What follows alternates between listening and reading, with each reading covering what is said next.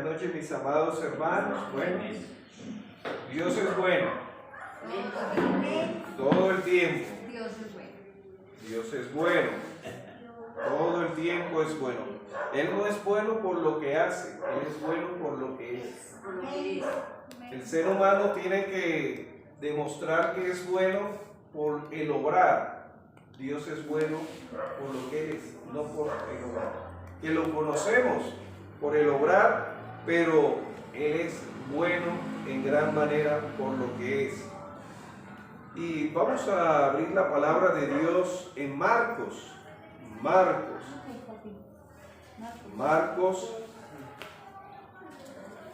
capítulo 9, versículo 38 al 41. Y los biblistas,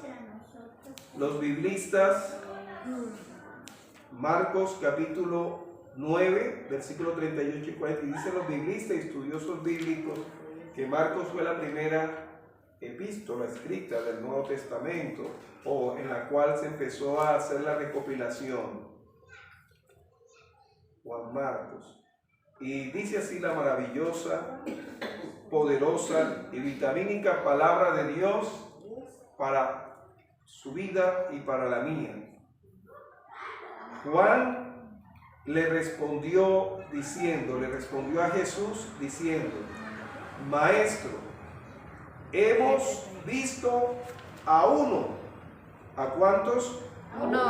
A uno, que en tu nombre echaba fuera demonios. ¿Cuántos demonios nos da a entender ahí? Muchos, varios. ¿Cuántas personas? Uno, en el nombre de Jesús. Pero él, ¿sí?, el que echaba muchos demonios en el nombre de Jesús, él no nos sigue. Mire que Juan, ¿sí?, Juan no dice no te sigue, sino que se incluyó y incluyó a todos, ¿no? No nos sigue y se lo prohibimos. No dice se lo prohibí, o sea, él tomó a los demás que también estaban de acuerdo con él, porque no nos seguía. Jesús le responde, pero Jesús dijo: no se lo prohibáis, porque ninguno hay que haga milagros en mi nombre, no en el nombre de la persona, ¿no?, en el nombre y la autoridad de Jesús, que luego pueda decir mal de mí, mal de Jesús. Porque el que no es contra nosotros, ahora Jesús involucra a todos, no dice contra mí, el que no es contra mí, no, el que no es contra nosotros, por nosotros es. Y cualquiera, y esta palabra cualquiera designa a todos, a todo aquel que os diere un vaso de agua en mi nombre, porque sois de Cristo, da por hecho, de cierto os digo, que no perderá su recompensa. La palabra recompensa es el favor de Dios. Ahora, cuando habla ahí del favor de Dios, no se refiere a lo que Dios en su misericordia le da a toda la humanidad como criaturas, sino algo especial, un favor especial, y no es la salvación en este caso. Amados, si podemos titular esta disertación, esta enseñanza: la iglesia no es una secta, es un cuerpo. Cuando hablamos de secta o sectarismo, en la época de Jesús eran muy dadas las sectas. En las sectas está representada por el caudillismo. El caudillismo es aquella persona que se autodenomina como líder o cabeza de ese grupo. Y también encontramos, ¿no?, en la escritura, en este caso, La más conocida está la secta de los fariseos, de los saduceos y de los herodianos. Y hay otras, ¿no? Encontramos cuando Gamaliel hace referencia, encontramos también la de los celotes, que eran también un grupo sectario, y habían otros. Y cuando Gamaliel habla sobre Pedro, y lógicamente el que estaba con Pedro, que en el nombre de Jesús seguían dando esa noticia de esas buenas nuevas, y le prohibieron que no hablaran en el nombre de Jesús y no anunciaran ese mensaje, Gamaliel se levanta y dice: acordaos de que en tal tiempo se levantó, y empieza un egipcio y arrastró mucha gente al desierto y le siguieron, murió y se dispersaron, y empezó a mencionar. Eso es caudillismo. El caudillo muere o falla y se dispersa, se acaba. La iglesia no es un caudillismo. Si bien Cristo es la cabeza, pero es la cabeza del cuerpo, de los miembros de ese cuerpo, que son todos aquellos que han nacido de nuevo a través del mensaje de la palabra y a través de la regeneración dada por el Espíritu Santo, en la cual somos nacidos de nuevo, como nos dice el Evangelio de Juan capítulo 3. Encontramos la historia de estas sectas, ¿sí?, en las cuales tienen unas características bien marcadas hasta el día de hoy. Pueden ser sectas, lógicamente siempre van a ser sectas con un tinte religioso, pero todo grupo sectario, sea político o económico, llega a ser dañino, perjudicial.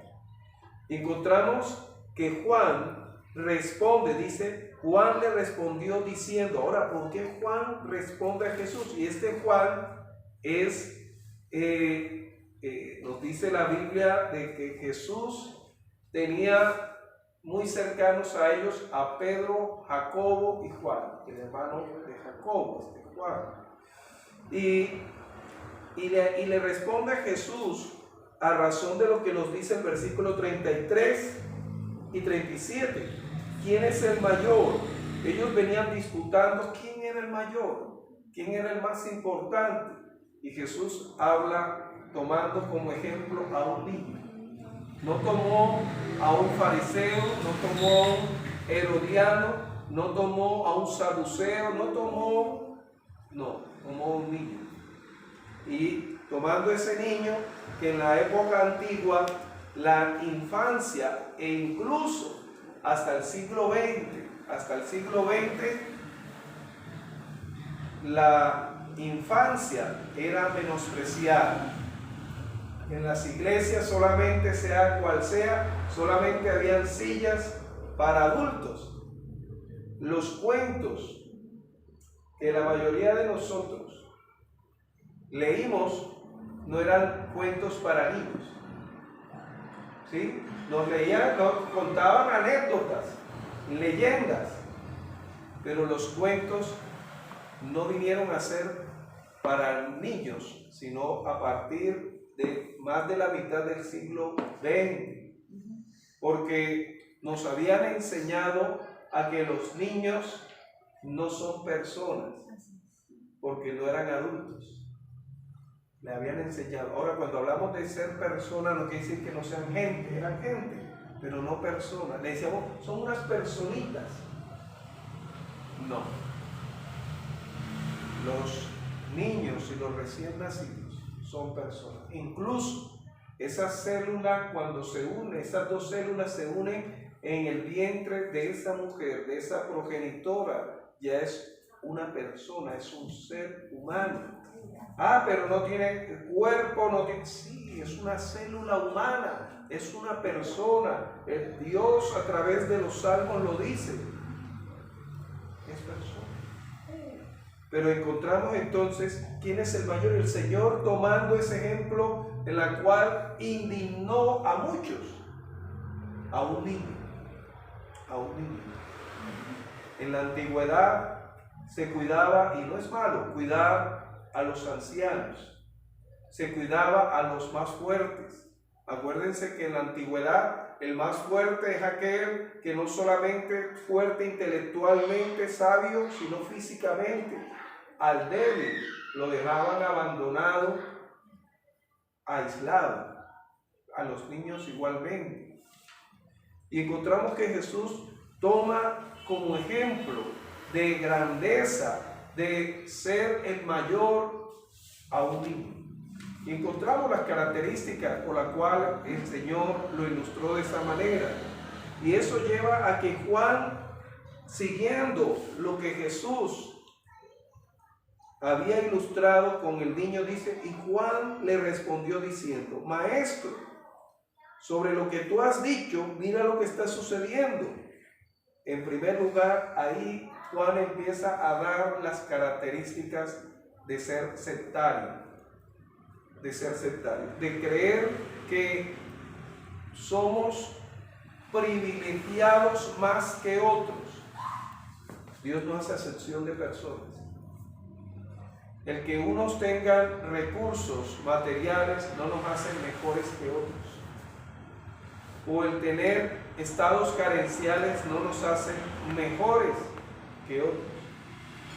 Nos hace, seamos personas que tengamos recursos o no tengamos, siempre vamos a ser personas necesitadas de Dios. Porque Dios es aquel que da los recursos, tengamos mucho o tengamos poco. ¿Y por qué? Porque la propia vida suya y mía la da Dios. Con muchos recursos usted no puede dar salud. Puede hacer un tratamiento, pero el único que da salud es aquel que nos diseñó. Y sabe en qué área puede obrar en salud. Ahora, avancemos. Quiero avanzar rápidamente porque hay 5 características, amados hermanos, en este versículo 38, sobre lo que es pensar más de nosotros mismos, ya sea como grupo, que somos grupos de fe o comunidad de fe, o como personas. Y la primera nos dice, el mismo Juan respondiéndole a Jesús, Maestro, hemos visto una secta o una persona que se considera más privilegiada que otra, siempre está en la observancia, observando a los demás y no observando su propia vida. Entonces van a encontrar ustedes comunidades de fe que van a decir, en esa iglesia no está el Espíritu Santo. No, en esa iglesia no hay santidad. En esa iglesia no es de sana doctrina. En ese sectario. En la nuestra sí.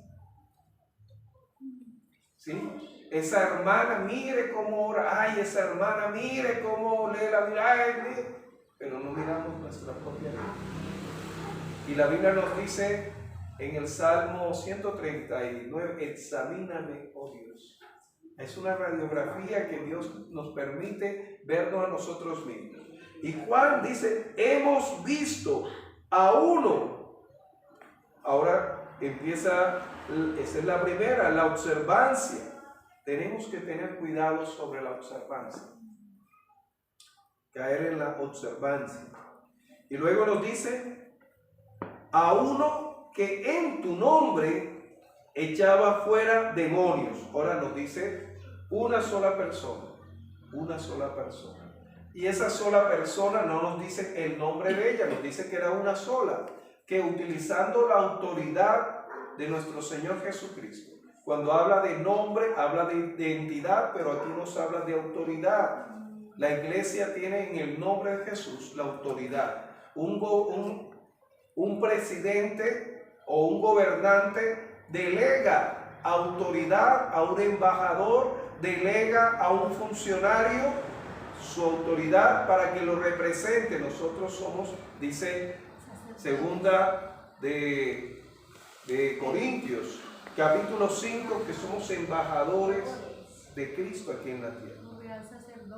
Y somos real sacerdocio, llamados, revestidos por el Señor. Entonces, dice que esta persona hacía uso de la autoridad. Y la segunda entonces es no reconocer la autoridad en otros. Pensamos que solamente nosotros podemos ejercer la autoridad dada por Dios. No, esta persona no tiene autoridad, yo sí tengo más autoridad que él. La autoridad no se mide como la jerarquía humana, se mide en los encuentros que usted tiene con Dios. Usted puede darse cuenta cuando una persona tiene una relación personal con Dios, en la manera como enfrenta los problemas y cómo enfrenta las dificultades. Todos tenemos problemas. Ese es el gran problema. Pero la diferencia es cómo enfrentamos los problemas. Usted puede notar en mi vida cuando he dejado de orar o cuando esa persona deja de orar. Tal vez uno dice, no, hoy el rostro está resplandeciente. No, esto hay gente que tiene el rostro grasoso, ¿no? Sí, tiene el rostro grasoso y no es porque tenga, como dicen por ahí, la unción Shekinah, la que tuvo Moisés cuando bajó. No. Sí, pero uno nota es cuando pasamos por los momentos de prueba. Sí, y todos, como leía y nos disertaba el pastor John, en el mundo, dijo Jesús, tendremos aflicciones. Y dice, y vosotros por ahora que lloraréis, pero vuestro llanto se convertirá en gozo, no será para siempre. Y mis amados, frente a eso entonces encontramos que muchas veces no reconocemos la autoridad en otras personas, que Dios también a esa persona le da autoridad. Y caemos en eso, sí, yo sí tengo por encima. Y la tercera no es vinculante. ¿Por qué? Nos dice, de igual manera, nos dice, echaba fuera demonios, pero Él no nos sigue. Él no nos sigue. Entonces, si no nos sigue, Él no tiene autoridad. Si Él no nos sigue, entonces lo que estamos observando está mal. No vincula. Y vincular es hacer partícipes. Venga, hermano, ven que lo hacemos partícipes. No excluye, ¿sabes? En este caso. ¿Sí? No excluye, no aísla, no separa. Entonces, aquí Juan diciendo, y no nos sigue. Entonces, en la Biblia encontramos en la Escritura muchos hombres y mujeres de Dios que no mencionan los nombres y Dios los utilizó de manera maravillosa. ¿Sí? La Biblia nos habla de muchos profetas que no aparecen con el nombre de Jeremías, que el profeta Isaías, y Dios los utilizó. No los utiliza con el nombre de Eliseo, y Dios los utilizó. Porque Dios utiliza de la manera como Él le place a cada persona. Y por eso no podemos excluir, no, esta persona no puede participar. Y encontramos también una cuarta, prohibiciones. Ahora, nos dice, y se lo prohibimos, prohibiciones. Ahora, la iglesia y la palabra de Dios tiene no. Si usted se da cuenta en Éxodo capítulo 20, la mayoría de los mandamientos empiezan con no. No te harás imágenes, no matarás, no hurtarás, no codiciarás, no, porque detrás de ese no hay tres sí.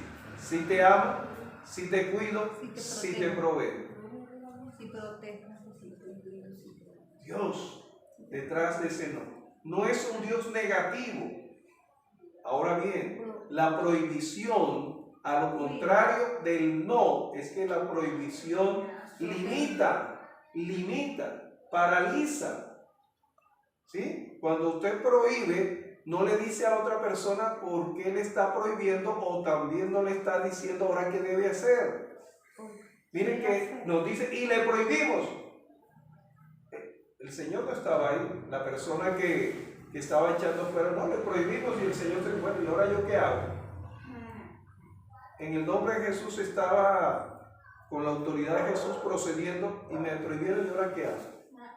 La prohibición limita, el sectarismo limita, pero cuando usted, dirigido por el Señor, por el Espíritu Santo, dice, no se debe hacer esto, y el Señor lo explica, no matarás, y encontramos la respuesta por la cual Dios nos prohíbe.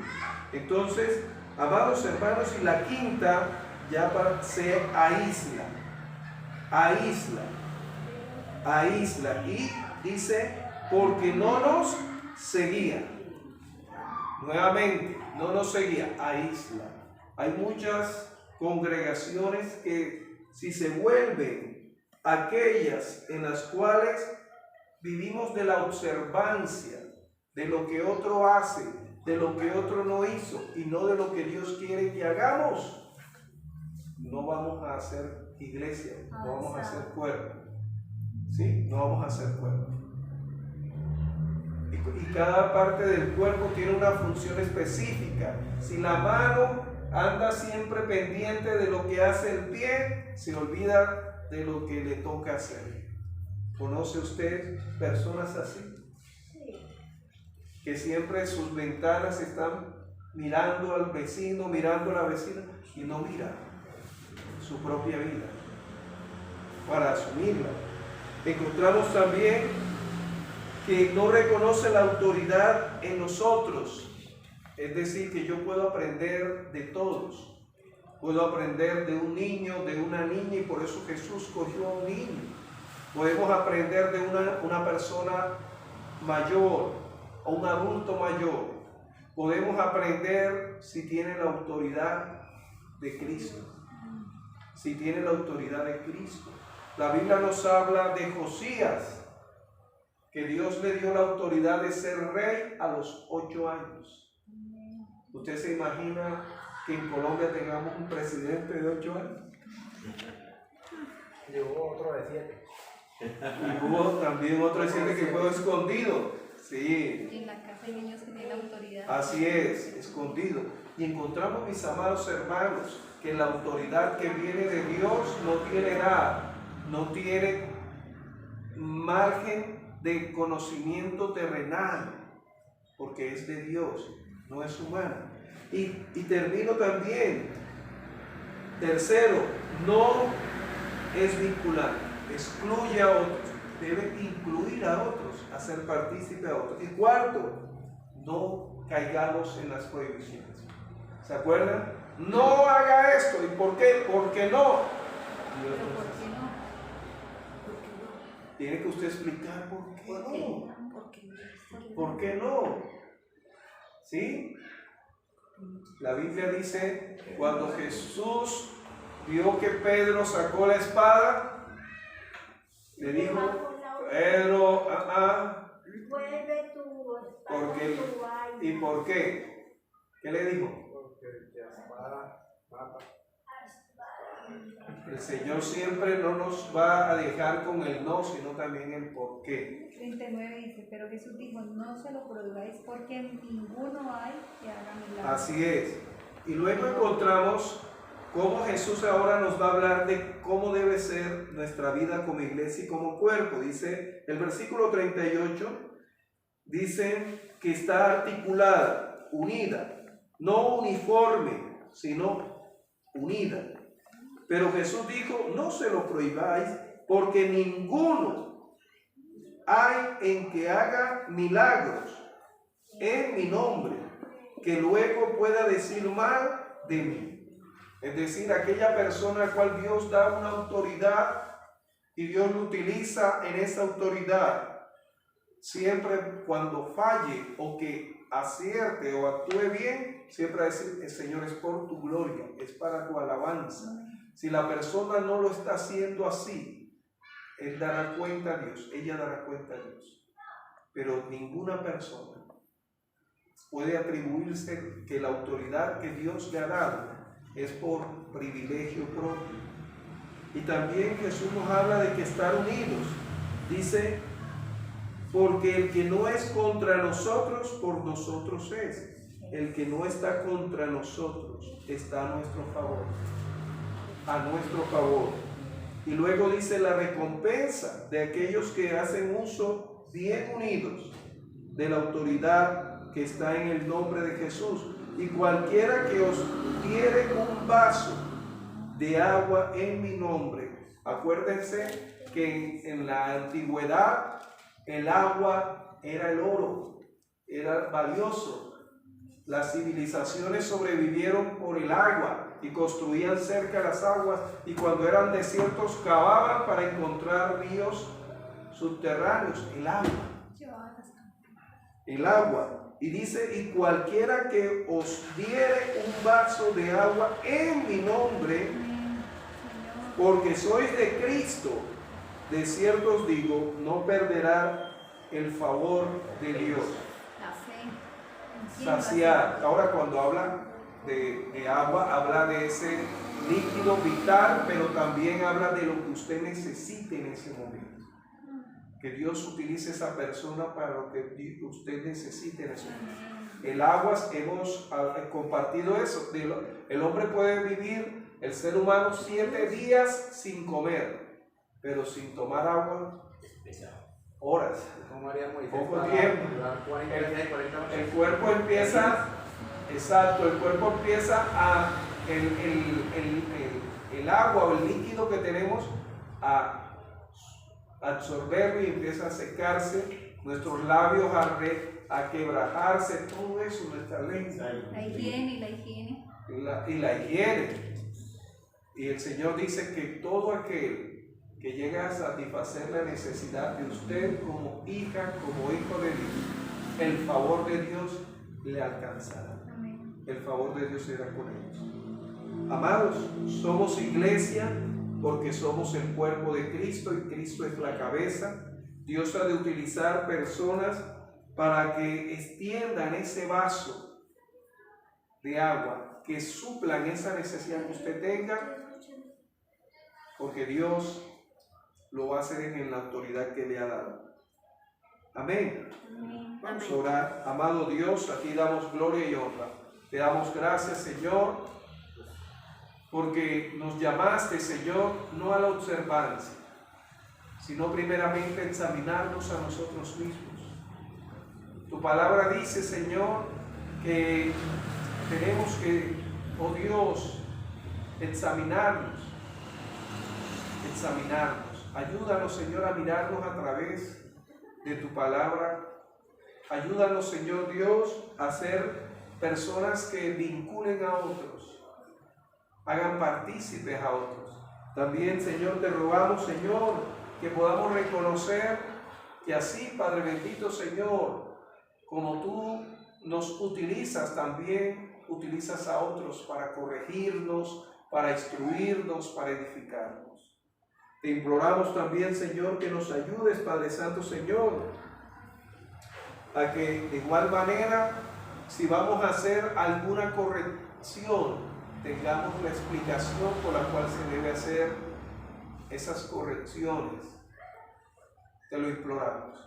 Y de igual manera, Señor, sabemos, Padre bendito, Señor, que no podemos vivir aislados, separados. Tu palabra dice que tú, orando por tus apóstoles, pero también por los que iban a creer en el mensaje a través de ellos, tú dijiste, no te pido que los quites del mundo, sino que los guardes del mal. Señor, tú dijiste que no éramos personas contemplativas ni aisladas. Señor, la iglesia muchas veces se ha aislado de puertas hacia adentro. La iglesia católica inventó los conventos, los monasterios, para que aquellos curas, sacerdotes, llevaran una vida contemplativa, pero aislada de las personas que necesitan de esa luz la cual tú has puesto en nuestras vidas. Ayúdanos, Señor, a tocar muchas vidas a través de tu palabra. Amén. Y a través de la guianza de tu Santo Espíritu. En tu nombre te lo pedimos para honra y honor tuyo. Amén. Amén.